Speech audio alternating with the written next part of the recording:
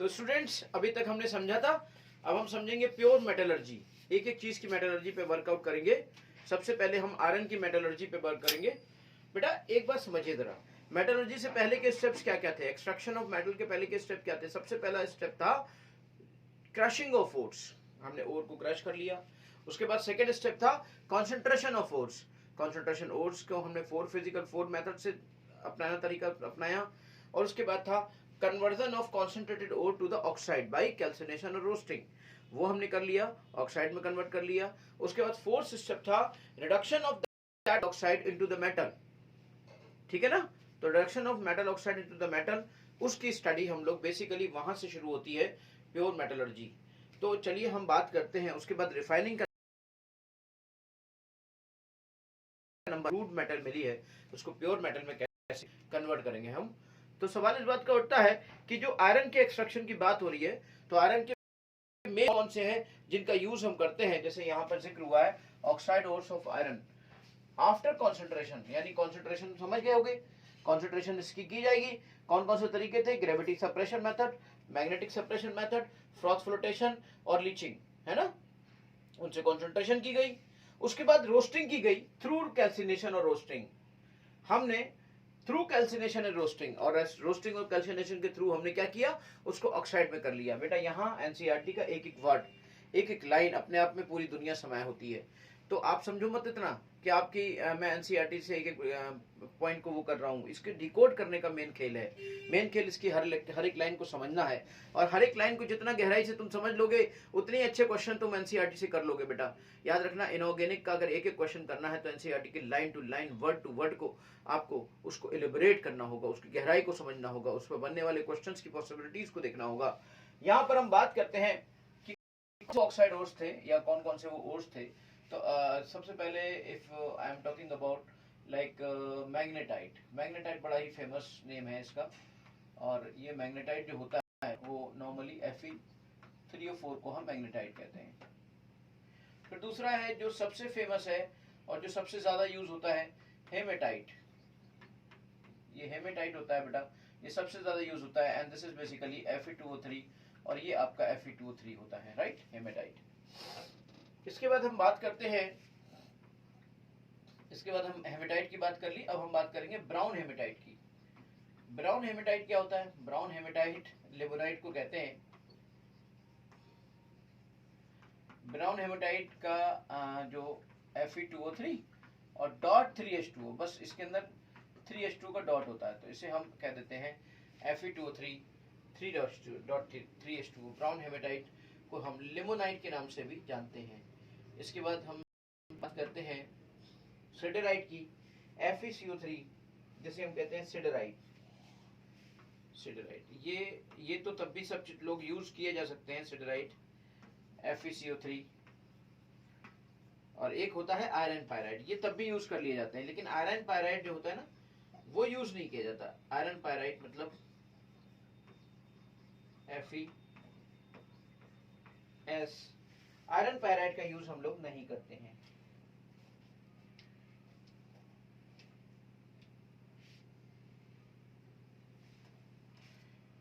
इस iron pyrite का use हम कभी भी नहीं करते हैं। आयरन पायराइड का यूज हम कभी भी नहीं करते। रीजन क्या है? रीजन ये है कि जब हम इस तरह से आयरन पायराइड नेवर यूज्ड, याद रखिएगा, ये इसका ओर होता है, लेकिन इसमें ये कभी भी यूज नहीं किया जाता, नेवर यूज। क्योंकि इससे मिलने वाला जो मेटल होगा ना हमारा, इससे मिलने वाला जो आयरन होगा, वो बहुत ज्यादा सल्फर रखेगा, और उसकी वजह से वो बहुत ज्यादा ब्रिटिल हो जाएगा, और उससे कोई फायदा नहीं होगा। फिर जब उसके अंदर कोई जबरदस्त स्ट्रेंथ ही नहीं होगी खींचने की, मुड़ने की, तड़ने की, तो फिर कोई फायदा नहीं होगा बेटा। तो यहाँ पे बात करते हैं हम कि हमने इन ओर्स को लिया, और इन ओर्स को देखिए आफ्टर कॉन्सेंट्रेशन। कॉन्सेंट्रेशन आपको पता है किससे की जाएगी? सल्फाइड ओर की कॉन्सेंट्रेशन फ्लोटेशन से की जाती है, लेकिन यहाँ पे मैग्नेटिक प्रॉपर्टीज रखते हैं, मैग्नेटिक, और ये आपका मैग्नेटिक सेपरेशन मेथड या आपका ग्रेविटी सेपरेशन मेथड से इनको अलग किया जा सकता है। लेकिन इसमें मैग्नेटिक प्रॉपर्टीज होती हैं, और एक इम्प्योरिटी नॉन मैग्नेटिक प्रॉपर्टी की होती है। आप सब जानते हो इसमें मैग्नेटिक प्रॉपर्टीज होती है। इसकी वजह से इसके लिए जो हम कॉन्सेंट्रेशन का तरीका अपनाएंगे वो मैग्नेटिक सेपरेशन मेथड का यूज करेंगे, और उसका यूज करते हुए उसके बाद हम क्या करेंगे? उसके बाद जब ये आपके कॉन्सेंट्रेटेड और उनका कैल्सिनेशन कराएंगे, कैल्सिनेशन कराएंगे। कैल्सिनेशन कराने पर क्या होगा, ये रोस्टिंग कराएंगे अगर वो सल्फाइड होगा इनमें से। इन कैल्सिनेशन या रोस्टिंग कराने से क्या होगा, कैल्सिनेशन या रोस्टिंग कराने से हम वाटर को रिमूव कर लेंगे, हम कार्बोनेट्स को डिकम्पोज कर लेंगे और उसके तरीके से ऑक्साइड और उसमें वो कन्वर्ट हो जाएंगे बेटा। जैसे अगर हम क्या क्या करेंगे, हम ऑक्साइड, हम कार्बोनेट्स को डिकम्पोज कर लेंगे। उसके बाद हम क्या करेंगे, ये जो हमारा ऑक्साइड होगा, इस ऑक्साइड को हम लेंगे और लेने के बाद उसके अंदर ऊपर से कोक मिलाएंगे, कार्बोनेट मिलाएंगे। देखिए जैसे लाइमस्टोन मिलाया गया यहाँ पे, with limestone, mix with limestone and Coke and fed into the blast furnace, और ब्लास्ट फर्नेस में ऊपर से डालेंगे। देखिए लिखा है फ्रॉम द टॉप। अब ब्लास्ट फर्नेस कैसी होती है, क्या होती है, इसको अभी हम पूरा डिस्कस करेंगे, लेकिन और ब्लास्ट फर्नेस का आगे पूरा फोटो और बहुत बकायदा एक्सप्लेनेशन बहुत अच्छा सा है। लेकिन इससे पहले हम समझ लें कि आखिर रिएक्शन क्या होगी वहां पर। रिएक्शन देखिए क्या होगी, FeO-C FeCO, यानी कि FeO जो कि ऑक्साइड के फॉर्म में आ गया है, एक और जो कॉन्सेंट्रेट होने के बाद कैल्सिनेशन के थ्रू ऑक्साइड के फॉर्म में आ गया है।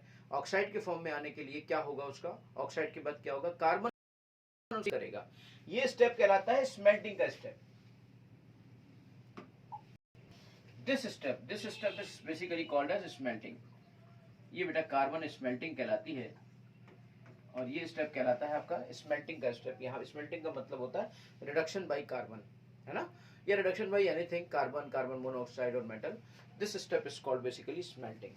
तो इसको हम जब, चूंकि ये कार्बन की वजह से हो रहा है, तो इसको हम कार्बन के नाम से बोल सकते हैं। आप जरा ध्यान से देखें तो यहाँ पर आपको दो रिएक्शंस, कपल ऑफ रिएक्शंस दिखाई देंगी।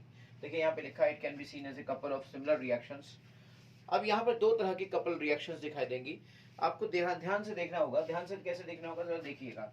FeO आपका Fe यहाँ पर कितने पर है, +2 पर, और Fe कितने पर, यहाँ पर 0 पर। यानी कि +2 से अगर 0 गए तो यहाँ पे क्या हुआ, +2 से 0 जाने पर क्या होता है, रिडक्शन। इसका मतलब इसका रिडक्शन हो रहा है। देखिए ये +2 से आपका 0 जा रहा है, यहाँ पे क्या हो रहा है, ये रिडक्शन हो रहा है। चलिए इसको थोड़ा सा एलिब्रेट और अलग से कर लेते हैं ताकि यहाँ गिचपिच ना हो। आप देख सकते हो यहाँ पर आपका ये जो कार्बन है ये आपका 0 पर है, और कार्बन यहाँ पर कितने पर आ गया, यहाँ पर +2 पे आ गया। अगर थोड़ा सा और इस चीज को एलिब्रेट करना हो तो मैं थोड़ा सा और बढ़ा सकता हूँ। थोड़ा सा और बढ़ाने पर आपको चीजें मुझे लगता है बेहतर तरीके से और दिख जाएंगी। अगर इस स्पेस चला जाएगा, अगर इस पे अगर मैं 250% पे बात करूं, 250 पे बात करूं तो और अच्छे से आपको दिखाई देगा।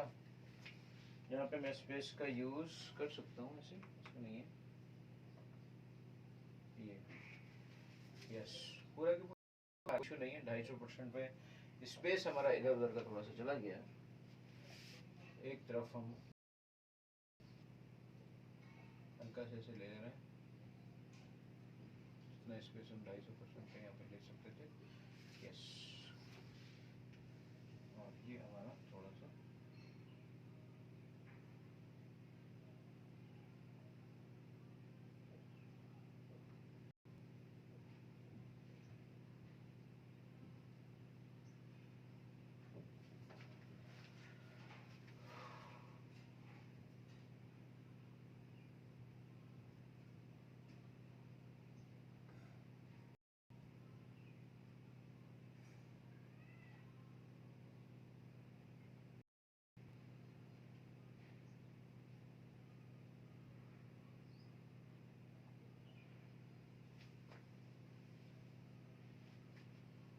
एक मिनट।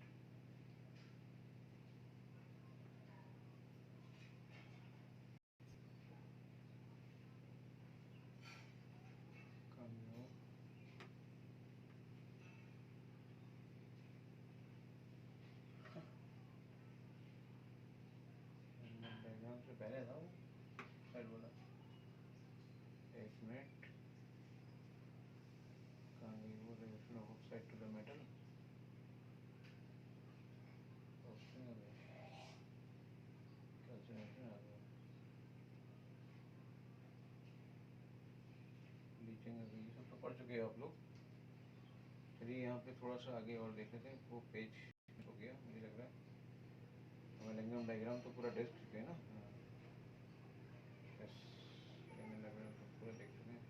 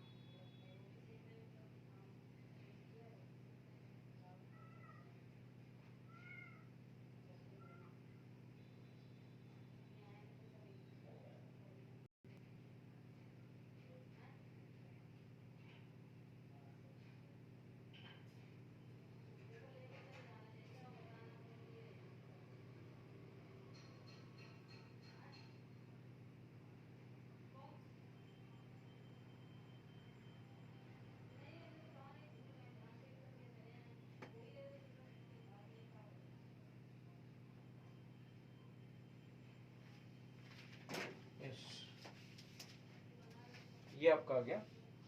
तो मैं यहाँ पे बात कर रहा था बेटा इसकी, थोड़ा सा स्पेशियस मुझे लगता है आपको कायदे से समझ में आ जाएगा, इसके बारे में हम लोग डिस्कशन करेंगे। Let's do this thing.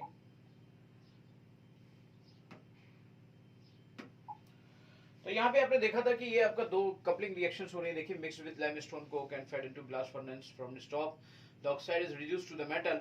उसके बाद ऑक्साइड आपका reduced to this, oxide is reduced to the metal. Thermodynamics help us to understand and how make reduces the oxide and why this furnace is chosen one of main reduction step in this process। आप देखिए यहाँ पर ये हो रहा है आपका, ये आपका +2 है यहाँ पर, और ये +2 से 0 पे जा रहा है। +2 से 0 पे जा रहा है, इसका मतलब यहाँ पर क्या हो रहा है, इसका मतलब you are getting here reduction, यहाँ पर रिडक्शन हो रहा है। और ये आपका 0 से +2 पे जा रहा है, इसका मतलब यहाँ पे क्या हो रहा है, यहाँ पे आपका ऑक्सीडेशन हो रहा है। तो ऑक्सीडेशन और रिडक्शन दोनों एक साथ साथ हो रहे हैं बेटा, ऑक्सीडेशन और रिडक्शन दोनों साथ साथ हो रहे हैं, ठीक है। When both the reactions take place, अब देखिए दोनों रिएक्शन एक साथ हो रही हैं, तो दोनों रिएक्शन एक साथ हो रही हैं, तो दोनों रिएक्शन की गिब्स फ्री एनर्जी आपने ऐड कर दी, गिब्स फ्री एनर्जी ऐड कर दी, तो ये जो डेल्टा जी रिएक्शन निकल के आई ना, वो इसकी निकल के आई, क्योंकि ये दोनों की एक तरह से, ये दोनों का एक तरह का कॉम्बिनेशन है।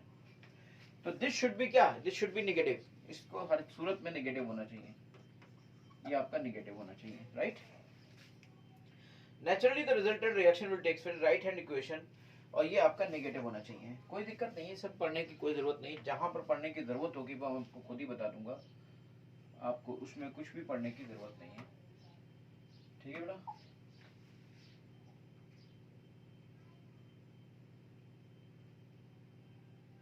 अब ये एलिंगन डायग्राम दिया हुआ है इससे पहले, तो हम ये सब देख ही चुके हैं, इसके बारे में हम और कुछ समझने की जरूरत नहीं है।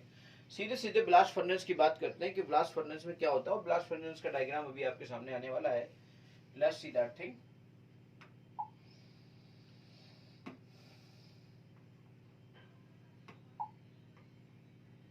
इन द ब्लास्ट, देखिए जो आयरन ऑक्साइड है, आयरन ऑक्साइड का रिडक्शन होगा ब्लास्ट फर्नेस के अंदर, ये ब्लास्ट फर्नेस के अंदर reduction of iron oxide takes place in different temperature ranges, बहुत सारे डिफरेंट रेंजेस, टेम्परेचर रेंजेस पर ब्लास्ट फर्नेस में आपका आयरन ऑक्साइड का रिडक्शन होता है। रिडक्शन कौन करेगा, कार्बन करेगा, इसीलिए तो कोक ऊपर से मिला के डाला गया था। लेकिन ऊपर से मिला के डाला गया था तो क्या होता है, बेसिकली ऊपर से वो डाल दिया जाता है, राइट, ठीक, टॉप फ्रॉम द टॉप ऊपर से चीजें डाल दी जाती हैं। लेकिन यहाँ जो रिडक्शन होता है वो डिफरेंट टेम्परेचर रेंज पे होता है, तो कहीं पर ये पार्शियल रिडक्शन होता है, कहीं पे कंप्लीट होता है, रेंज पे होता है। और एक खास बात है कि जो गर्म हवा होती है, वो गर्म हवा, hot air blown from the bottom of the furnace, नीचे से दी जाती है। The coke is burn to give temperature about 2200 Kelvin in the lower portion itself. The burning of coke therefore supplies most of the heat required in this process. यानी कि जो burning of Coke है, यहीं से हमें सारी की सारी हीट मिलती है, फिर बाद में बर्निंग एक लिमिट पे खत्म हो जाती है, और समझ गया रिक्वायर्ड इन दिस पर्पस, तो हमें हीट मिलनी है। ऑब्वियसली ये रिएक्शन बहुत हाई टेम्परेचर पे होती है, तो हमें भयंकर हीट की रिक्वायरमेंट है। भयंकर हीट कहाँ से आएगी, नीचे से बिल्कुल दहकाया जाता है भट्टी को, दहकाया जाता है भट्टी को, कोक को डाला जाता है और टेम्परेचर को बढ़ाया, कोयला भरा जाता है। इस तरीके से जो CO है जो वहां पे बना था कंबशन के दौरान, और जो हीट है वो नीचे से ऊपर मूव करती है, नीचे से ऊपर मूव करती है। देखिए CO and the heat moves from the two the upper part of the furnace, नीचे से ऊपर की तरफ मूव करती है। जब नीचे से ऊपर की तरफ मूव करेगी तो आप मुझे बताओ सबसे ज्यादा टेम्परेचर तो वहीं पर होगा। जैसे जैसे वो ऊपर की तरफ मूव करती जाएगी उसका टेम्परेचर कम होता चला जाएगा। द टेम्परेचर इज लोअर, देखिए in the upper part the temperature is lower and the iron oxide Fe2O3 and Fe3O4 जो कि यहाँ पर ओर्स के फॉर्म में है, coming from the top are reduced in steps to FeO, यानी कि यहाँ पर ये कैल्सिनेशन जो रोस्टिंग करा रहे हैं ना, तो ये रोस्टिंग हो रही है। देखिए ओर को जिसको ओर में जिसमें आपने ओर को सीधे सीधे डाला था, तो जो पहला स्टेप है वो पहला स्टेप रोस्टिंग का स्टेप है। वहीं पर देखिए ये Fe2O3 Fe3O4 में Fe2O3 एंड Fe3O4 का आपने जो मिक्सचर डाला है वो FeO में कन्वर्ट हो गया है बेटा। इसका मतलब ये हुआ, जब वहां पे FeO बन जाता है तो रिडक्शन रिएक्शन वहीं से शुरू हो जाती है। और रिडक्शन रिएक्शन वहीं से शुरू हो जाती है और लोअर टेम्परेचर रेंज से हायर टेम्परेचर रेंज तक होती रहती है।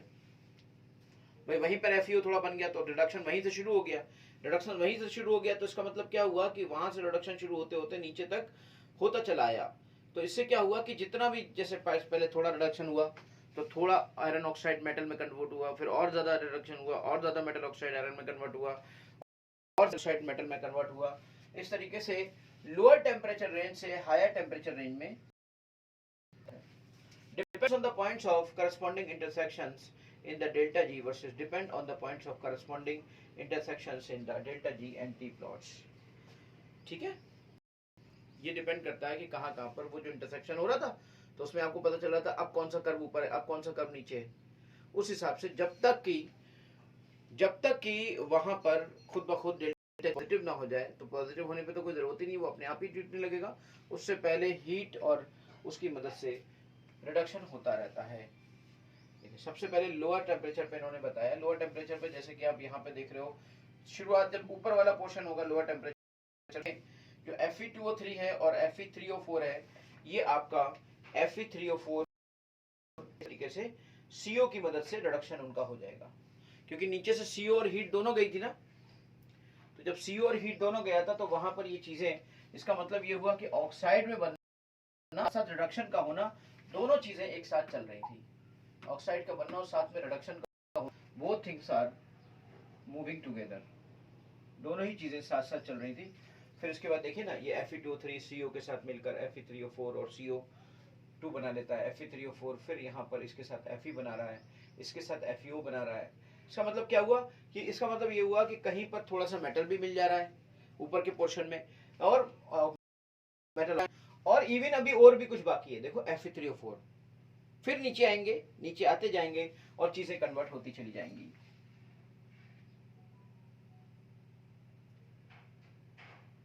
फिर नीचे आते जाएंगे और चीजें कन्वर्ट होती चली जाएंगी। ध्यान से देखिए, ये है हमारी ब्लास्ट फर्नेस। इस ब्लास्ट फर्नेस के अगर आप ध्यान से देखेंगे तो आपको दिखाई देगा कि ओर और लाइमस्टोन के हमने ऊपर से डाला। अच्छा, अभी देखा आपने, ऊपर से आए, ऊपर से आने पर ये पहले यहाँ पर बहुत सारे जो गैसेस थी वो कम थी, क्योंकि नीचे से पूरी भट्टी दिखाई दे तो ज़्यादा अच्छा होगा आपके लिए। इसको थोड़ा सा मैं कम कर देता हूँ 200% पे, तो आपको पूरी भट्टी दिखाई देगी यहाँ पर। ठीक है, इस तरीके से कर लेते हैं। अब देखिए जरा, समझिए इस बात को।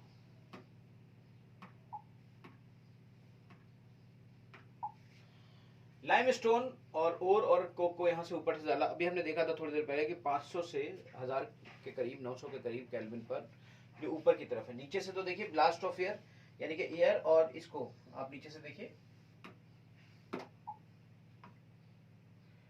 यहाँ पर नीचे से आपने देखा blast of air and oxygen, इस तरीके से बेटा, यानी कि भयंकर ऑक्सीजन और भयंकर भट्टी को दहकाया जा रहा है। जब भट्टी को दहकाया जा रहा है तो सबसे नीचे के पोर्शन में सबसे ज्यादा टेम्परेचर है। उसके बाद टेम्परेचर देखिए ऊपर जाने पर लगातार कम होता चला गया, और यहाँ पर टेम्परेचर आपका लगभग 500 to 900 के करीब है। ठीक है, फिर यहाँ पर जो आपने अभी पहले स्टेप में देखा था कि आयरन ऑक्साइड Fe2O3 और Fe3O4 को डाला गया, उनमें से कुछ का जो CO नीचे से जा रही है और जो हीट वेव ये जा रही है और ये CO जा रहा है नीचे से, ये ऊपर तक जाते जाते वहां पर उनका कुछ का रिडक्शन वो मेटल में कर देता है, कुछ का रिडक्शन वो यानी पार्शियल रिडक्शन हो जाता है। पार्शियल आपका ऑक्साइड भी वहां पे होता है और पार्शियल आपका और भी वहां पे होता है। फिर आप नीचे आते हो 900 to 1500 के करीब, 900 to 1500 यानी कि केल्विन, यानी कि इसका मतलब ये 1500 केल्विन, 900 to 1500 केल्विन। मैं समझता हूँ कि यहाँ से यहाँ तक की रेंज को लिया जा सकता है। ये 1570 है ना, तो मान लीजिए 1500 केल्विन ऐसा हो गया ये, यानी 900 to आपका 1500 केल्विन, ये रेंज है आपकी, ये वाली रेंज है, ये रेंज है आपकी। अब जरा देखिए यहाँ पर कि इस जगह पर क्या क्या हो रहा है। एक कार्बन था जो कोक आपने डाला था, और जो यहाँ से गैसेस बनी थी CO और CO2 एग्जॉस्ट गैसेस थी, वो निकल भी रही थी, धुआं है, चिमनी निकल रही है। और यहाँ से आप देख रहे हो कि C plus CO2 2CO में कन्वर्ट हो रहा है, यानी कार्बन मोनोऑक्साइड कर रहा है। और ये जो कार्बन मोनोऑक्साइड है, वो कार्बन मोनोऑक्साइड जो ये ऑक्साइड अभी आपने देखा था ऊपर वाले स्टेप में, उस ऑक्साइड को भी वो मेटल में कन्वर्ट कर देता है, जैसे कि यहाँ पर उस ऑक्साइड को भी मेटल में कन्वर्ट कर देता है। ठीक है, अब अब जो कार्बन मोनोऑक्साइड है, देखिए वहां पर जो इसके वाले ऊपर वाले स्टेप में FeO बना था और Fe2O3 भी बना था।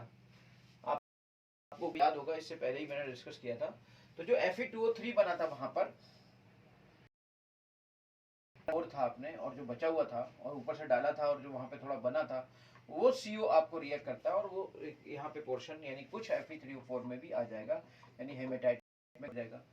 फिर ये हेमेटाइट आपका CO के साथ रिएक्ट फिर FeO में कन्वर्ट कर लेगा, यानी ऑक्साइड फिर बन जाएगा। अब आप जरा समझिए, यहाँ पर जो आपने लाइमस्टोन के साथ चीजों को डाला है ना, लाइमस्टोन के साथ कोक डाला था ना, तो लाइमस्टोन के साथ जब कोक डाला तो कोक का काम तो हो गया। कोक तो कार्बन मोनोऑक्साइड और कार्बन दोनों ही यूज हो रहे हैं। अब कार्बन यहाँ पे FeO के लिए यूज हो जाएगा, वो मेटल में कन्वर्ट हो जाएगा। फिर क्या होगा कि जो FeO जितने जितने बन जाएंगे, ये सब के सब FeO आपके करके कार्बन ये कर लेंगे और Fe अलग से कर देंगे। फिर जो आपने CaO और CO2 बना रहा है। CO2 तो एग्जॉस्ट गैसेस के फॉर्म में बाहर निकल गया। अब बचा CO क्या करेगा? CO एक आपका बेसिक इम्प्योरिटी है, या CO एक तरीके से बेसिक फ्लक्स मान लो इसे आप। This is you can say कि दिस इज अ फ्लक्स, या यू कह लीजिए आपकी ये आपकी इम्प्योरिटी है, बल्कि आप इसे फ्लक्स मान लें। तो आप जरा समझिएगा, जब CaO होगा, ये CO इस SiO2 के साथ रिएक्ट करके स्लैग बना लेगा। स्लैग आपको मैंने पहले बताया कि जो फ्लक्स होता है और जो गोंग होता है, यानी कि एक इम्प्योरिटी को दूर करने के लिए दूसरी इम्प्योरिटी को मिलाया जाता है। यानी एक इम्प्योरिटी पहले से गोंग वहां पर प्रेजेंट थी और बाहर से फ्लक्स को मिलाया गया, दूसरी इम्प्योरिटी को मिलाया गया, तो दोनों इम्प्योरिटी ने मिलकर एक मॉल्टन फिजिबल लेयर बना ली और that is called as slag. वो स्लैग जो होता है वो ऊपर लेयर पे रहता है और जो मेटल होता है वो नीचे लेयर में रहता है। देखिए यहाँ पर जो ये मॉल्टन स्लैग बना है, ये आपका स्लैग बना, और ये मॉल्टन स्लैग यहाँ पर जो बना है, ये मॉल्टन स्लैग आपका देखिए ऊपर रहेगा, ये मॉल्टन स्लैग ऊपर रहेगा और ये ऊपर रहकर ये नीचे ऐसे इस तरीके से निकलता रहेगा बाहर की तरफ। और ये मॉल्टन आयरन होगा, जो पिघला हुआ आयरन होगा, ये दूसरी तरफ से निकलता रहेगा। थोड़ा सा ऊपर की तरफ ले जाऊं ताकि इस फर्नेस को और डिटेल में बता पाऊं। ऊपर ज्यादा चली जाएगी फिर तो, ये थोड़ा सा एक प्रॉब्लम है। अभी धीरे धीरे चीज़ों को हम सीख रहे हैं।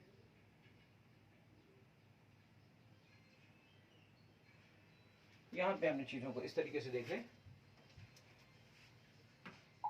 देखिए आप, तो ये जो मॉल्टन स्लैग, ये जो स्लैग बना, ये स्लैग आपका इस तरीके से बाहर सॉलिड वेस्ट के फॉर्म में निकल जाएगा, और जो मॉल्टन आयरन होगा, जो आयरन यहाँ पे देखिए FeO की हेल्प से Fe में कन्वर्ट हो जा रहा है, ये मॉल्टन आयरन की फॉर्म में कन्वर्ट हो रहा है, मॉल्टन आयरन की फॉर्म में कन्वर्ट हो रहा है। C+CO ये होता है C+O2, और FeO जो बचा हुआ FeO है वो कार्बन उसको Fe में ले जाता है। स्लैग आपका इस तरीके से बाहर सॉलिड वेस्ट के फॉर्म में निकल जाता है। पहले मैं बता चुका हूँ कि स्लैग जो होता है वो ऊपर एक लेयर बनती है और जो मेटल होता है वो नीचे की लेयर में होता है। पानी, चाय। फिर ये जो आपका बाकी का मॉल्टन आयरन होता है, ये मॉल्टन आयरन पिग आयरन के फॉर्म में बाहर की तरफ निकल जाता है। पिग आयरन मतलब कास्ट आयरन, है ना, सबसे बेकार फॉर्म होती है। देखिए यहाँ पर इन बातों को लिखा गया है, slag is in the form of ये slag in the molten state. Slag आपका मॉल्टन स्टेट। स्लैग के बारे में हम बहुत कुछ डिस्कस कर चुके हैं पहले ही, separate out from the iron. The iron obtained from the blast furnace contains about 4% carbon and mainly impurities in small amount. इस तरीके से जो ब्लास्ट फर्नेस से आपका आयरन मिल रहा है, इस आयरन को हम पिग आयरन कहते हैं। और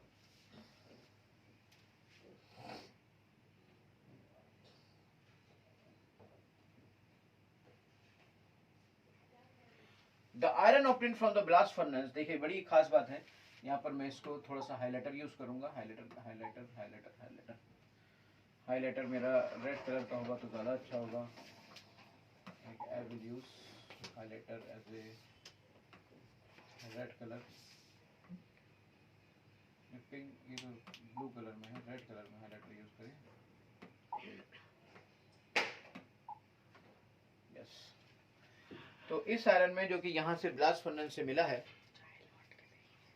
गर्म पानी बोल लो, तो 4% कार्बन आपका यहाँ से, and many impurities in smaller amounts, sulfur, phosphorus and ISINMN. This is known as pig iron. ये आपका पिग आयरन कहलाता है। Cast iron, this is known as pig iron and cast into variety of shapes. ये pig iron है और इसको हम cast कर सकते हैं। मतलब डिफरेंट फॉर्म्स में ला सकते हैं, डिफरेंट फॉर्म्स में ला सकते हैं। लेकिन इसी में देखिए एक चीज होती है, कास्ट आयरन पिग आयरन से थोड़ा सा अलग होता है। पिग आयरन तो बिल्कुल वही हुआ जो बिल्कुल यहाँ पे मोल्टन आयरन मिला है, वही पिग आयरन कहलाता है, लेकिन कास्ट आयरन से थोड़ा सा डिफरेंट होता है। अगर आप पिग आयरन को देखिए यहाँ पे कैसे कास्ट आयरन बनेगा, अगर पिग आयरन को आप मेल्टिंग करें with scrap iron and Coke using hot air blast, तो जब ऐसा करते हैं आप तो इसमें आपको कास्ट आयरन मिल जाता है। इसमें कार्बन का कंटेंट और कम हो जाता है, कंटेंट कम हो जाएगा, अच्छी बात होगी, कार्बन का कंटेंट और कम हो जाएगा, स्लाइटली लोअर कंटेंट, और ये एक्सट्रीमली हार्ड और ब्रिटल होता है। ये कास्ट आयरन होता है जिसमें कि कार्बन का परसेंटेज आपका 3% के करीब होता है, और जबकि पिग आयरन होता है जिसमें कार्बन का परसेंटेज 4% के करीब होता है। तो 4% के करीब आपका जो कास्ट आयरन है, सॉरी पिग आयरन में कार्बन 4% के करीब है, और हम देख रहे हैं कि जो कास्ट आयरन है, कास्ट आयरन को पिग आयरन से बनाया गया। कैसे बनाया गया? कास्ट आयरन को पिग आयरन से ऐसे बनाया गया कि उसमें कुछ मेटल स्क्रैप डाली गई, कोक डाला गया और उसको हॉट एयर ब्लास्ट कर दिया गया, मतलब भयंकर एयर दे दी गई, भयंकर हॉट एयर दे दी गई, और इस तरीके से ये एक्सट्रीमली हार्ड और ब्रिटल बनता है। चलिए हम देख सकते हैं कि और क्या क्या रिडक्शन हो सकते हैं और क्या क्या पॉसिबिलिटीज हो सकती हैं, तो इसके बारे में बात करते हैं। यहाँ पे एक चीज और है जो बहुत ही अच्छा आयरन माना जाता है, ब्रॉट आयरन और मैग आयरन। दिस इज बेसिकली, ये बहुत ही जबरदस्त आयरन माना जाता है, सबसे प्योर फॉर्म मानी जाती है। यहाँ पे कई बार क्वेश्चन आया है कि आयरन की सबसे प्योरेस्ट फॉर्म क्या है, तो आयरन की सबसे प्योरेस्ट फॉर्म ब्रॉट आयरन है, कमर्शियल आयरन है, wrought purest form the commercial iron, and is prepared iron by oxidising impurities in a reversible furnace. आप समझिएगा, अब इसमें कुछ ना कुछ इंप्योरिटीज रह गई हैं। देखिए जैसे आपको यहाँ पे बताया गया कि यहाँ पे इंप्योरिटीज बची हुई हैं, सल्फर की, फास्फोरस की, सिलिकॉन की एंड मैग्नीज की, sulphur, phosphorus, silicon and manganese की। उसके बाद यहाँ पर इंप्योरिटीज थोड़ी सी कम हुई और कार्बन कंटेंट थोड़ा कम हुआ, तो ये कास्ट आयरन बन गया। कास्ट आयरन से आप बनाओगे ब्रॉट आयरन। कास्ट आयरन से ब्रॉट आयरन कैसे बनाओगे? जो भी इंप्योरिटीज थी वो तो है ही, लेकिन कार्बन का परसेंटेज और कम हो गया था, तो जो ऑक्सीडाइजिंग इंप्योरिटीज हैं उनको ऑक्सीडाइज कर दो। जब हीटअप करोगे तो ऑक्सीडाइज हो जाएंगी, और खास तौर से अभी अब ब्लास्ट फर्नेस, यानी कि आप यहाँ पे क्वेश्चन बन सकता है कि आप पिग आयरन किससे बना रहे थे? पिग आयरन आप बना रहे थे ब्लास्ट फर्नेस से। लेकिन अगर आपसे कोई पूछ ले ब्रॉड आयरन किससे बनेगा, तो ब्रॉड आयरन को बनाने के लिए आपको यूज करना पड़ेगी रेवोल्यूटरी फर्नेस। तो ये पॉइंट, ये क्वेश्चन आपका बन गया। ऐसे क्वेश्चन बनते हैं बेटा एनसीईआरटी के point wise. Lined with the hematite, जो कि हेमेटाइट मैग्नेटिक थोड़ी प्रॉपर्टी के साथ इसको हेमेटाइट को इसको यूज कर लिया जाता है। This hematite Fe2O3 oxidises carbon to monoxide, जो उसमें कार्बन कंटेंट अच्छा होता है, उस कार्बन कंटेंट को कार्बन मोनोऑक्साइड में कर देता है। कार्बन मोनोऑक्साइड आपकी निकल जाएगी गैस के फॉर्म में, ठीक है।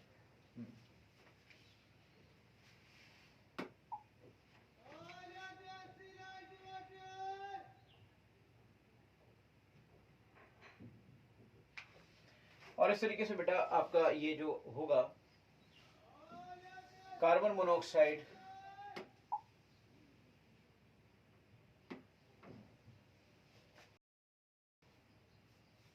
हेमेटाइट के साथ हो जाएगी, और इस तरीके से कार्बन मोनोऑक्साइड का फॉर्म बन जाएगा। Limestone is sulphur, silicon and phosphorus are oxidised and passed into slag. समझ गए? तो जो सल्फर, सिलिकॉन, फास्फोरस ये सब थी इंप्योरिटीज, वो सब निकली, लेकिन एम भी बचा हुआ है, तो Mn बचा हुआ है। Limestone is added as a flux and sulphur, silicon and phosphorus are oxidised passed into the slag. और स्लैग क्या होता है? सॉलिड वेस्ट होता है बेसिकली, तो सॉलिड वेस्ट के फॉर्म में निकल जाएगा। अब वो जो सल्फर था, सिलिकॉन था, फास्फोरस था, वो सब एसिडिक इंप्योरिटीज थी, और आपने कैल्शियम कार्बोनेट लाइमस्टोन को डालकर क्या किया? लाइमस्टोन को डालकर CaO का फ्लक्स दे दिया आपने। जैसे लाइमस्टोन डालोगे, पत्थर डालोगे, वो क्या होगा? CO में कन्वर्ट हो जाएगा। और CO बेसिक एक फ्लक्स है, बेसिक इंप्योरिटी है, जो कि एक गोंग है, जो यहाँ पर एसिडिक इंप्योरिटी है सल्फर या आपका फास्फोरस में, उसको वो सॉलिड वेस्ट के फॉर्म में कैल्शियम सल्फर, कैल्शियम फास्फेट के फॉर्म में, या कैल्शियम सल्फेट के फॉर्म में, है ना, या कैल्शियम सिलिकेट के फॉर्म में, अगर ऐसा ही सिलिकॉन है आपका तो कैल्शियम सिलिकेट के फॉर्म में, सॉलिड वेस्ट के फॉर्म में उसे बाहर निकाल देगा। देखिए इस चीजों को आपको समझना है, solid waste, and the metal is removed and freed from the slag by passing through rollers, और उसके बाद स्लैग को निकाल दो और this metal is purest form of the metal आपको मिल जाएगा। तो आपको कास्ट आयरन के बारे में पता चला, पिग आयरन के बारे में पता चला, ब्रॉड आयरन के पता चला। तो कास्ट आयरन, पिग आयरन क्या हुआ, ब्लास्ट फर्नेस से मिलने वाला आयरन पिग आयरन है। उसके बाद उसमें 4% की इम्प्योरिटी है कार्बन की, 4% कार्बन होता है, और खास तौर पे सिलिकॉन, फास्फोरस, सल्फर और एमएन की इम्प्योरिटीज वहां पर होती हैं। फिर हमने उसको कुछ मेटल्स स्क्रैप लाइमस्टोन के साथ हीटअप किया और उसको कास्ट आयरन कन्वर्ट कर लिया, और कास्ट आयरन में स्लाइटली लेस 3% की 3% कार्बन होता है और बाकी की इम्प्योरिटीज अभी प्रेजेंट होती हैं। फिर हमने क्या किया, एक काम करते हैं, फिर लेबोरेटरी फर्नेस में ले जाते हैं और लेबोरेटरी फर्नेस में ले जाकर उसमें लाइमस्टोन और वो सब चीजें डाल देते हैं। तो जो उसकी इम्प्योरिटीज हैं, जो एसिडिक इम्प्योरिटीज हैं, वो बेसिक फ्लक्स के जरिए सॉलिड वेस्ट के फॉर्म में, स्लैग के फॉर्म में आएंगी, और the purest form of iron that is known as the malleable iron will come into the existence. ये थी हमारी आयरन की मेटलर्जी। इसके बाद अगला टॉपिक है extraction of copper from cuprous oxide, यानी CuO। CuO का हम क्यूपरस ऑक्साइड की एक्सट्रैक्शन को समझेंगे। Let's understand metallurgy of copper.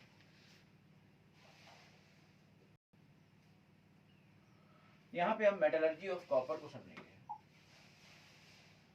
Okay बेटा,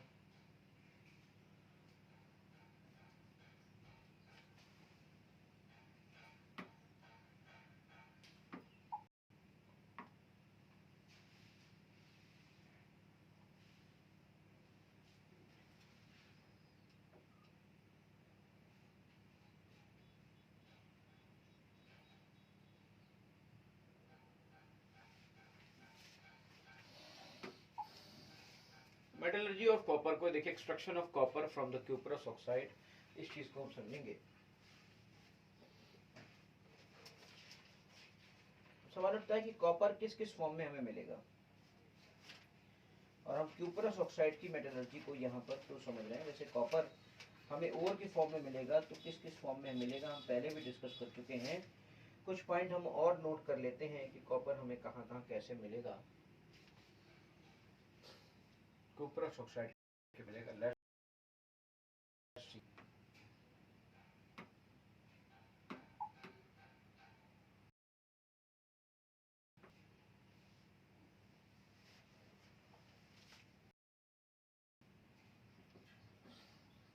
चाल्कोसाइट,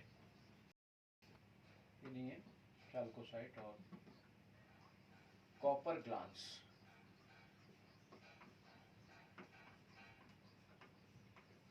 जिसे हम कहते हैं Cu2S। सबसे पहला ये हमारा एक और है जो कि इसमें ज्यादातर यूज होता है।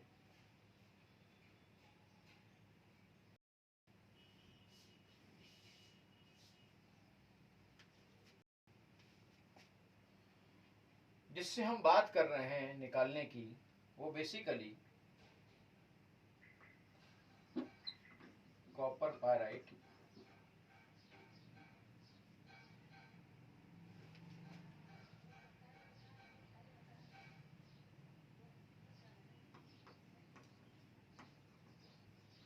एक और होता है CuFeS2। इससे हम बात नहीं कर रहे हैं, बल्कि हम बात कर रहे हैं क्यूपराइट से। इसे हम कहते हैं क्यूपराइट, और के फॉर्म में इसे हम कहते हैं क्यूपराइट या फिर रूबी कॉपर।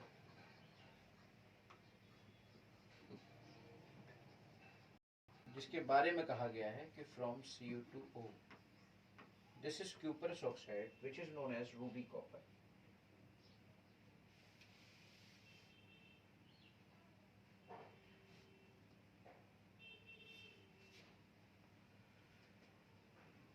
मेलाचाइट, जो कि ओर का हम पहले भी नाम ले चुके हैं, बात कर चुके हैं।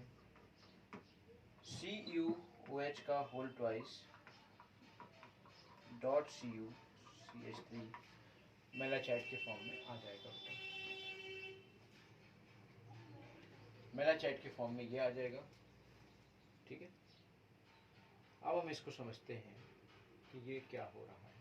Let's understand.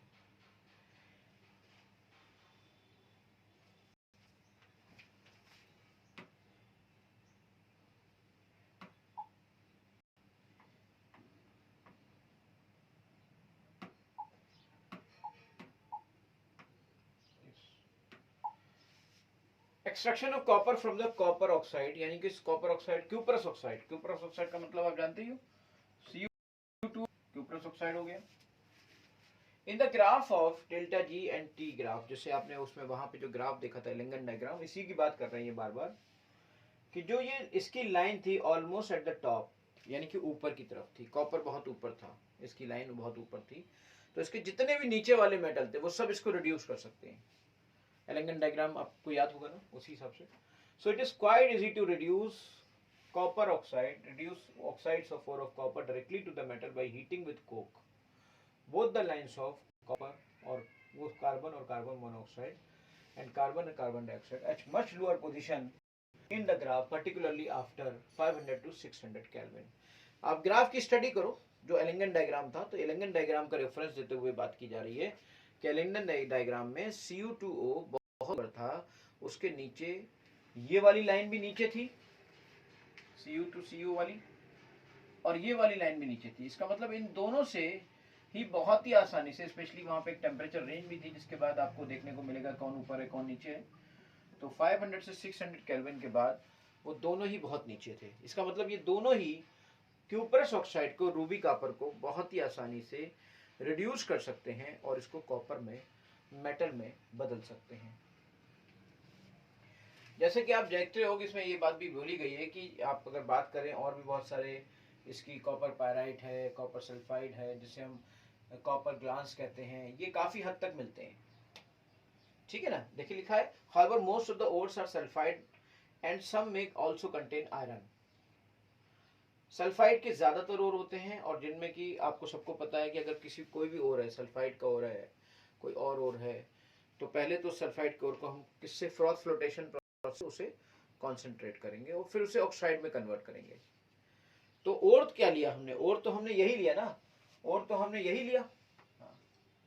तो ओर का फॉर्म अगर देखा जाए तो ओर हम क्या ले रहे हैं, ओर तो हम यही ले रहे हैं भाई, ओर तो हमने यही लिया, ओर तो हमने यही लिया, ठीक है। तो इसका मतलब क्या हुआ कि ओर के फॉर्म में अगर देखा जाए तो शुरुआत किससे करी, शुरुआत तो इसी से करी, Cu2S की CuFeS2 के Cu2S से शुरुआत करी। फिर हमने क्या किया, ये तो स्टेप हम पहले भी सीख चुके हैं, ये हमने ऑक्साइड में से कन्वर्ट किया। कहां से, कैसे ऑक्साइड में कन्वर्ट किया, ऑक्साइड में कैसे कन्वर्ट किया, देखिए इन एक्सेस ऑफ एयर, यानी कि यहाँ पे क्या हो रही है, यहाँ पे ये हो रही है रोस्टिंग, और रोस्टिंग के थ्रू उस और को हमने ऑक्साइड में कन्वर्ट किया, ये ऑक्साइड हमें मिला, ठीक। रोस्टिंग के थ्रू हमने उस कॉन्सेंट्रेट, ये सब पहले जो डिस्कशन हमने किया था, जो बातें सीखी थी, उन्हीं से हम इन बातों को समझा पा रहे हैं। अगर वो बातें वहां पे नहीं सीखी होती तो यहाँ पे इन बातों का कोई भी मतलब नहीं होता। इस बात को आप बड़ा ध्यान से समझिएगा, यहाँ पे इन बातों का कोई भी मतलब नहीं होता अगर वो बातें हमने वहां पर नहीं सीखी होती। Oxide then be easily reduced to metallic copper using copper, coke, coke से ऑब्वियसली कॉपर मिलता है, तो सिंपल सी बात है भी, ऑक्साइड कॉपर में चला जाएगा, कार्बन आपका रिड्यूसिंग एजेंट होगा।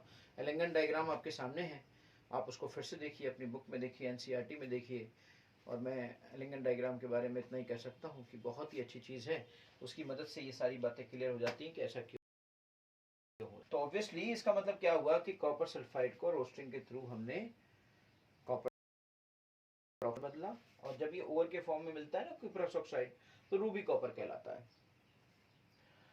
कार्बन उसको रिड्यूस कर देगा, इसका मतलब अगर हम इसको डालते तो सीधे कार्बन रिड्यूस कर देता है। अगर सल्फाइड लेंगे, क्योंकि चूंकि ऑक्साइड के फॉर्म में कम मिलता है और ज्यादातर और इसके फॉर्म में मिलते हैं, तो क्या क्या प्रॉब्लम है, कोई प्रॉब्लम नहीं है। अगर वो इसके फॉर्म में मिलते हैं तो उनको पहले तो सल्फाइड और को किससे कॉन्सेंट्रेट करेंगे आप, फ्रॉथ फ्लोटेशन प्रोसेस से कॉन्सेंट्रेट कर लेंगे। जब ये कॉन्सेंट्रेट हो जाएगा तो इसकी रोस्टिंग करा देंगे, क्योंकि सल्फाइड्स की ज्यादातर रोस्टिंग होती है, सल्फाइड की ज्यादातर रोस्टिंग होती है, समझ गए। तो सल्फाइड की रोस्टिंग करा दी, रोस्टिंग का मतलब होता है in presence of air, excess presence of air, calcination का मतलब होता है इन एब्सेंस ऑफ एयर और लिमिटेड सप्लाई ऑफ एयर। तो यहाँ पर इस तरीके से इसको ऑक्साइड में कन्वर्ट कर लिया, फिर ऑक्साइड आपका रिड्यूस हो गया, ऑक्साइड रिड्यूस कॉपर के फॉर्म में अलग से आ गया, ठीक। In actual process the ore is heated in a reverberatory furnace, reverberatory furnace में ओर हीट किया गया एक्चुअल प्रोसेस में। इसका मतलब अब आपको ध्यान रखना है कि जो आपका आयरन था वो ब्लास्ट फर्नेस में यूज किया गया था, ये लिबरेटरी फर्नेस में मिला है, ये भी भट्टी है, लेबोरेटरी नाम इसका होता है। After mixing with silica, silica के साथ आपने मिक्स कर दिया, सिलिका के साथ मिक्स कर दिया है तो फिर तो स्लैग बन जाएगा। जो उसमें इम्प्योरिटी थी आयरन की जो इम्प्योरिटी थी वो सिलिका तो स्लैग बना देगा ना। Yes, very good. After mixing with silica अब होगा क्या, जब देखिएगा in the furnace iron oxide slag of iron in the form of copper matte, this contains Cu2S and FeS। देखिए मैं आपको यहाँ पे बताऊँ, ये वैल्यू मैं आपको पहले डिस्कस कर चुका हूँ, तो ज्यादातर मेटलर्जी के पॉइंट हम लोग पहले ही डिस्कस कर चुके हैं। आप जरा समझिए इस बात को कि ये बात यहाँ पर क्या कह रही है और इनको रिएक्शंस के थ्रू कैसे लाया जाएगा। Let's understand these points. तो जो यहाँ पर आपने सिलिका मिक्स कर दी ना, सिलिका जब मिक्स कर दी आपने तो क्या हुआ, देखिए सिलिका मिक्स कर दी आपने जब सिलिका मिक्स कर दी तो ये तो सिलिका एक सॉलिड वेस्ट हो गया ना, स्लैग। आपको सबको पता है ये क्या है, ये आपका है गैंग, यहाँ पे iron oxide as a impurity है, इसमें ये आपका है फ्लक्स। तो जब ये आपका गैंग स्लैग बन जाता है तो ये एक फ्यूजिबल मास होता है, फ्यूजिबल लेयर होती है, फ्यूजिबल मास होता है with low melting point, with low melting point, low melting point का वेस्ट ये फ्यूजिबल मास होता है और ये सॉलिड वेस्ट के फॉर्म में आपको नॉर्मली दिखाई देगा, सॉलिड वेस्ट। अब ये लेयर ऊपर रहेगी, अब यहाँ पे जो लेयर ऊपर रहेगी, अब यहीं पर है Cu2S, उससे अलग रहेगा। होगा क्या, ये कॉपर मैटी दे रहे हैं ना, ये बेसिकली ऐसे, ये आपका FeSiO3, ये लेयर ऊपर रहेगी, अपर लेयर वहां पर, और ये जो होगा आपका Cu2S, जिसे हम कॉपर मैटी कहेंगे, कॉपर मैटी, ये आपका नीचे रहेगा।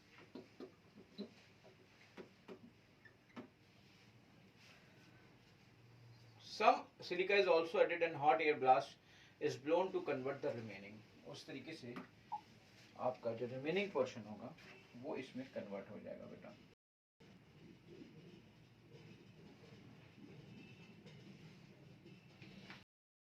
ठीक होगा, देखिए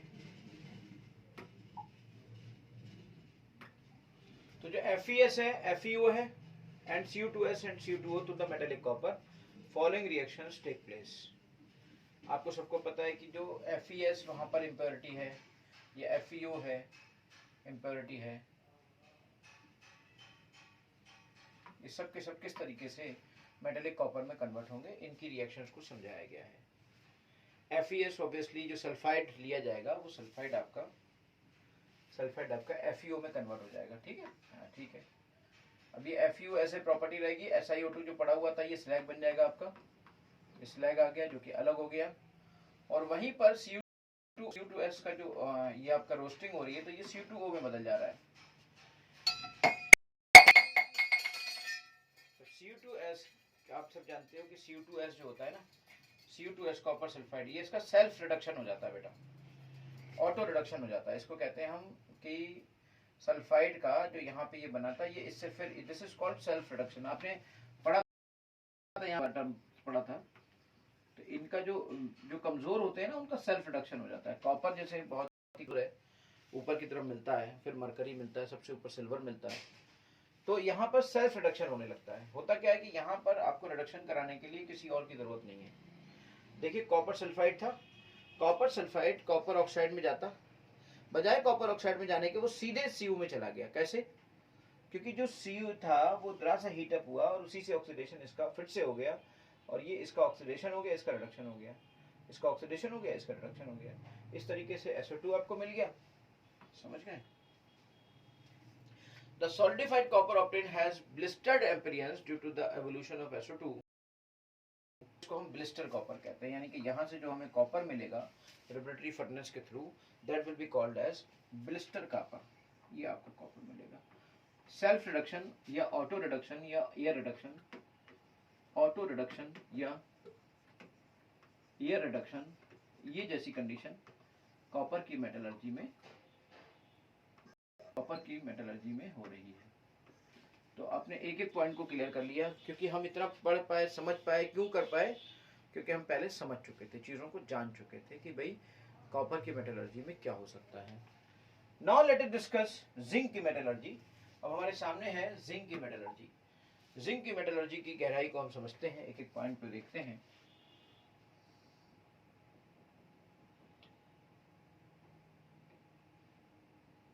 एक्सट्रैक्शन ऑफ जिंक,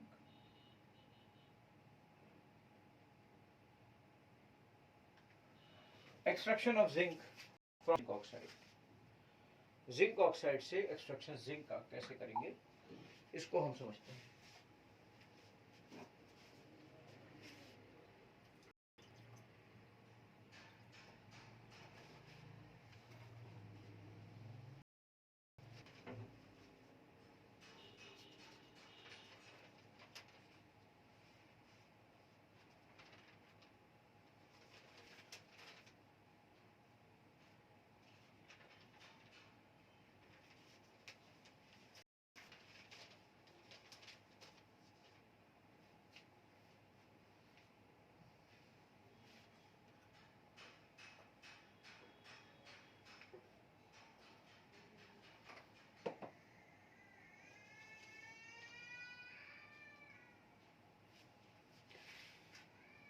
चलिए, इससे पहले कि हम देखें कि जिंक ऑक्साइड तो बात की बात है। पहले ये तो समझो कि इसमें आपका ये जो जिंक ऑक्साइड तो बात की बात है, लेकिन आप पहले ये तो समझिए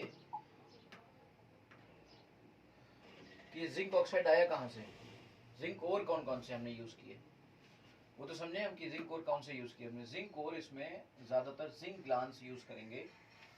सबसे पहले तो ये समझो कि ओर्स कौन कौन से हम यूज करेंगे, ओर्स कौन कौन से डालेंगे। तो पहला नाम है बेटा जिसमें बहुत सबसे अच्छा यूज किया जाता है, जिसका नाम है जिंक ब्लेंड। ये और सबसे ज्यादा इस्तेमाल की है, मेनली यही इस्तेमाल होता है जिंक ब्लेंड, ZnS जिसे हम कहते हैं। इसको थोड़ा सा ओर्स की स्पेस लिखने की कम है, सो मुझे लगता है कि कुछ ये करना चाहिए। I will come to the point of ores. Zinc के ओर्स की हम लोग बात करते हैं।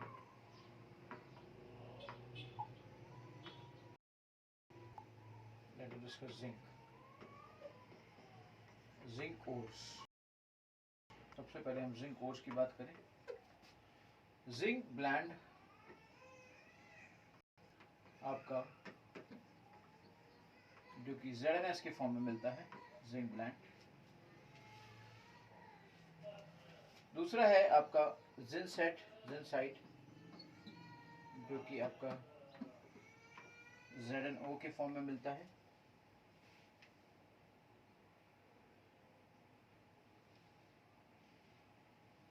तीसरा है फ्रैंकलिनाइट जो आपका ZnO और जिसमें Fe2O3 दोनों मिलता है। पेन डिस्चार्ज हो रहा है, इसको हम रिचार्ज कर लेते हैं। 1 मिनट लगेगा बस इस वीडियो की इसको रिचार्ज करने में। जस्ट फॉर 1 मिनट हम इस बात को समझ सकते हैं। कैलामाइन होता है बेटा, कैलामाइन होता है आपका ZnCO3। विलरमाइट होता है आपका, और विलेमाइट होता है ZnSiO3। इलेक्ट्रिक कैलामाइन होता है ZnSiO3 एंड ZnO.H2O।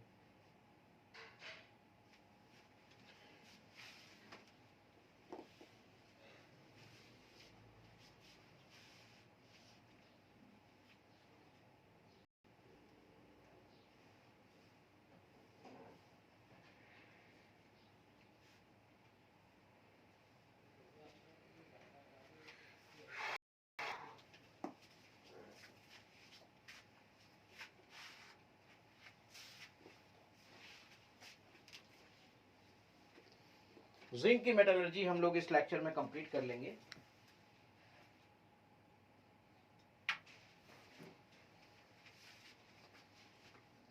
कैलामाइन होता है ZnCO3।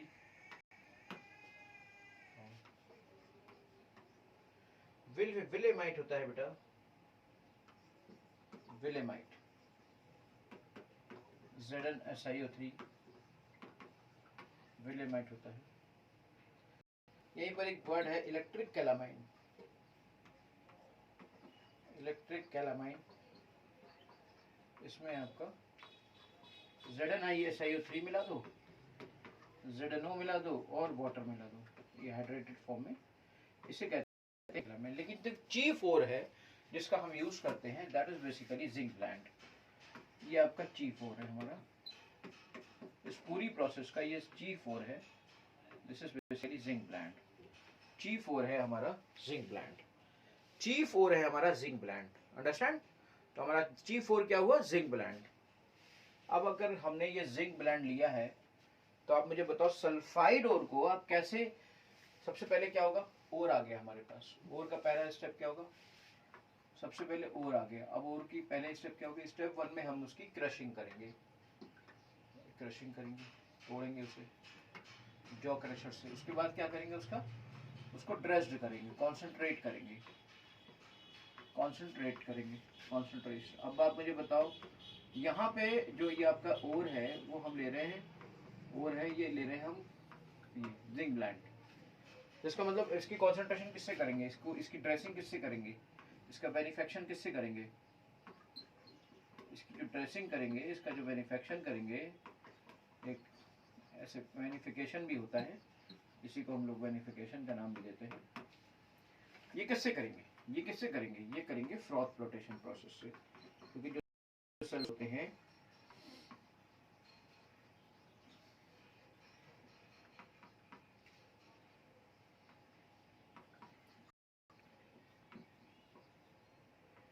फ्रॉथ फ्लोटेशन प्रोसेस से करेंगे। उसके बाद क्या होगा, उसके बाद जो हमारे यहाँ पर ZnS है, सल्फाइड और आ गया, ये कॉन्सेंट्रेट हो गया। अब इसकी हम कन्वर्ट टू ऑक्साइड, इस कॉन्सेंट्रेटेड ओर को कन्वर्ट टू ऑक्साइड, तीसरा स्टेप है। ऑक्साइड में किससे कन्वर्ट करेंगे, यानी ZnS को हम अगर ऑक्साइड में कन्वर्ट करना चाहते हैं तो किससे करेंगे, तो हम करेंगे रोस्टिंग से, और रोस्टिंग की हम इसको ZnO में कन्वर्ट कर लेंगे,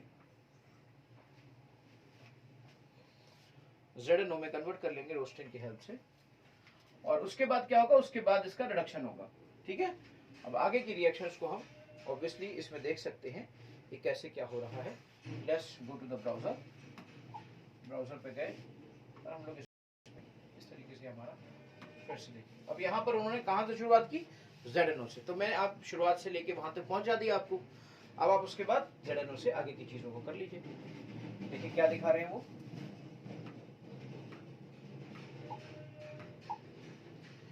extraction of zinc from the zinc oxide, the reduction of zinc oxide is done using coke. Obviously ये जो कार्बन है, कार्बन वाली लाइन, CCO वाली लाइन के ऊपर ही है ZnO, आप एलिंगन डायग्राम में देखेंगे तो ZnO का जो रिडक्शन होगा वो ऑब्वियसली इसके थ्रू बहुत ही आसानी से हो जाएगा। एलिंगन डायग्राम आप जानते ही हो। The temperature in this case is higher than that in the case of copper. Copper की यहाँ पे वो किया था उससे ज्यादा यहाँ पर टेम्परेचर है बेटा। For the purpose of heating, the oxide is made into briquettes with coke and clay. Coke and clay के साथ ब्रिकेट्स बनाता है, मेड इन ब्रिकेट्स, है ना। कोक एंड क्ले के साथ आपने मिक्स कर दिया और ऑक्साइड रिड्यूस एंड रिडक्शन हो गया, CO मिल गया। The metal is distilled of distillation and collected by rapid chilling. Distilled of इसका मतलब उसमें मेटल को डिस्टिलेशन के थ्रू हमने अलग किया, और रैपिड चिलिंग मतलब अचानक से उसको ठंडा कर दिया। डिस्टिल्ड का मतलब आप डिस्टिलेशन जानते ही हो, अचानक से हमने उसको ठंडा कर दिया। और इसके आगे का सिस्टम क्या है ये आपको आगे समझ में आएगा।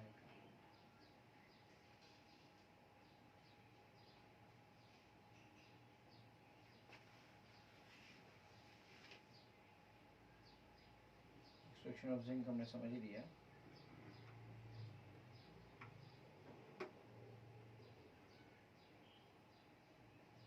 रिएक्शन आ गई,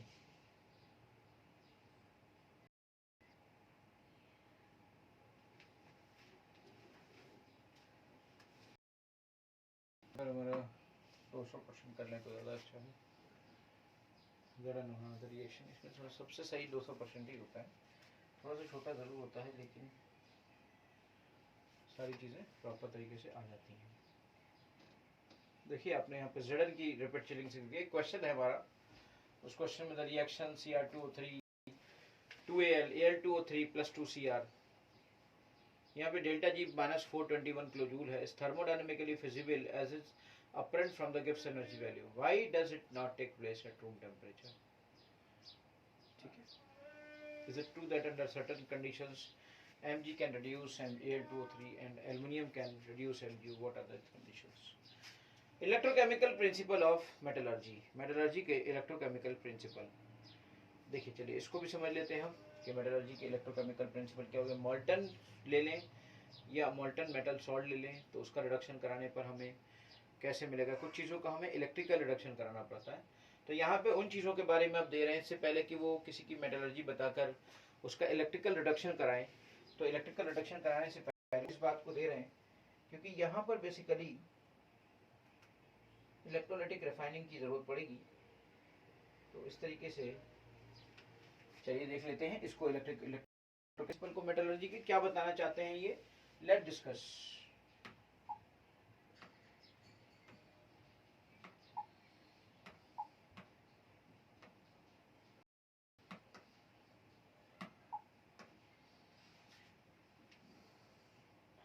अब थर्मोडायनेमिक्स के प्रिंसिपल तो हम लोग समझ ही चुके हैं कि मेटलर्जी पर पायरोमेटलर्जी, ऐसी मेटलर्जी जिसमें हीट की रिक्वायरमेंट आती है उसे पायरोमेटलर्जी कहते हैं. इसी तरीके से अगर हम देखें कि ऑब्वियसली कुछ ऐसा नहीं है कि वहाँ पर अब कुछ ना कुछ ऐसे सॉल्ट होते हैं जिनमें इलेक्ट्रोलिटिकल रिडक्शन की जरूरत पड़ती है. यानी इलेक्ट्रोलिसिस के थ्रू आपको मेटल्स मिलते हैं. जैसे आप आगे जो देखोगे सोडियम, मैग्नीशियम, है ना, इन सब आप इलेक्ट्रोलिटिक रिडक्शन के थ्रू इन मेटल्स को पाओगे.